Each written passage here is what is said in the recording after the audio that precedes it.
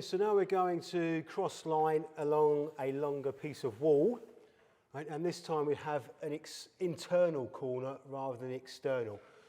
We still need to come round this slightly, all right? That way we will seal the corner with paper, and the last thing we'll do is come across the short edge of the chimney breast. But before we get there, all right, again we've marked a horizontal line using a pencil and spirit level. Chalk line would do just as well, but I'm working on my own, so it was a pencil and chalk line. So again, I undo that first fold. This time it's a concertina fold, and just be aware of what I'm doing with my thumb and where my right hand is when I'm moving this paper along the wall. So again, like last time, my right hand, the supporting hand, is touching the sealing edge. Just whilst I get the paper started on the line, press into the corner. Okay, the first fold is deliberately short, just so we can get ourselves started. What I'll do now is just undo the next fold, put my thumb back down, open the next piece of paper, and again, with my right hand staying close to the wall and sealing edge. That way I can just gently press down on the paper, and again you can see the paper is quite tight to the wall.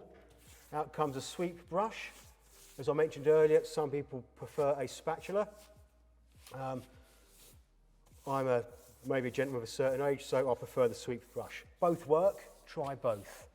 Right, up and down we go. Sweep brush back into the large pocket. Again, undo the next fold, thumb back down. Open we go. Keeping that right hand nice and high and close to the wall. Brush back out.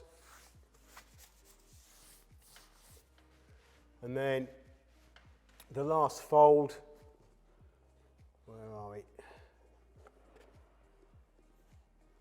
And as you can see, by using the concertina fold, we are just doing barely a metre at a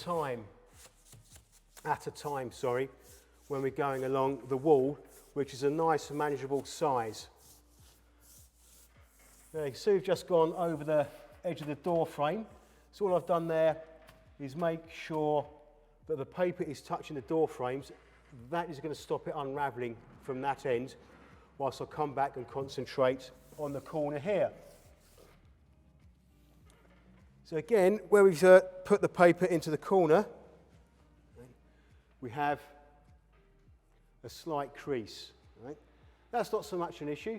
We can cut that crease off, take this off using either the scissors, using the back of the scissors to form a crease, following a pencil line, or by using a caulking tool and craft knife. So again, make sure you get a decent bit of pressure if you are going to use this method. Otherwise, you run the risk of actually tearing the paper and not cutting it if you're not pressing the paper tight to the wall. Again, this is a quick method, although I do find the scissors a little more accurate. Let's just take that across there, because I'm going to need to move the hop up. As you can see, that comes down to the corner, and then because there is going to be another piece of paper coming from the front to the back, I'm just going to cut that at a slight diagonal. It just means the paper that's then going to come in will sit a little flatter. And again, just pushing my fingernails in just to make sure I've got that nice tight corner. And then again, lay off using a brush or a spatula.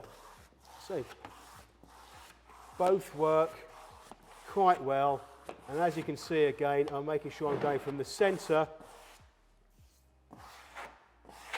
out to the edges, because otherwise if we don't, once again just by way of demonstration, we can push a bubble around all day long. Right?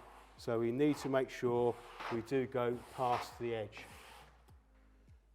So we come along and we've reached the side of the door frame come door architrave, and of course the paper's never going to lay flat. So all we need to do is find the edge of the door frame or the door architrave up to its top corner. Then come in, slight diagonal with the scissors and cut into the very corner where the wall meets the door architrave. So I'm just going to lift the lining paper away slightly. I've made a crease, again, a pencil dot in the corner would work just as well. Then, just so I can see what I'm doing, now I've got this cut, I can get rid of the majority of the excess, then pull the paper away, smooth along,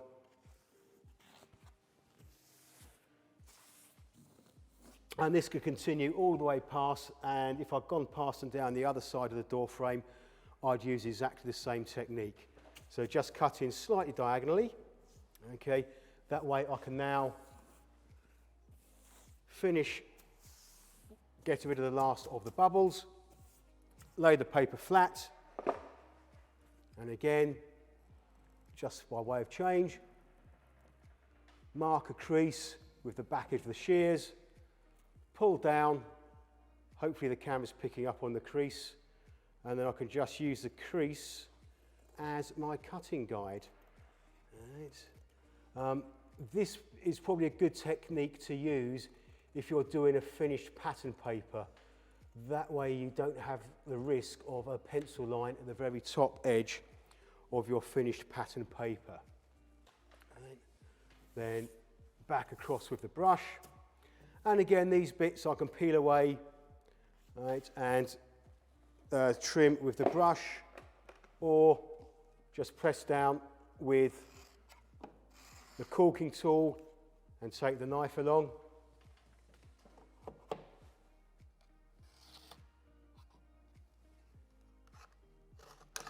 Oops. And there you pretty much have it. Right. So that was a longer length of cross lining using a concertina fold, right, with just the corner of the door there.